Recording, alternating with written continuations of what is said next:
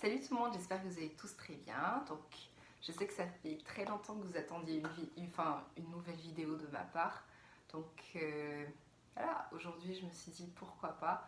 En plus, c'est seulement qu'aujourd'hui que j'ai vraiment eu le temps de filmer, d'être posée et de filmer quoi.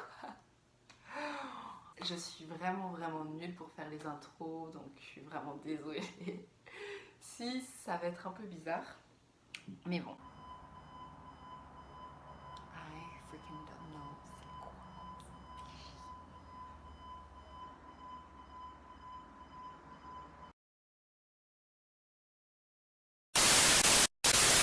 J'allais dire qu'aussi, comme vous avez remarqué, mon background, je sais pas comment on dit ça en français, mais mon background a changé.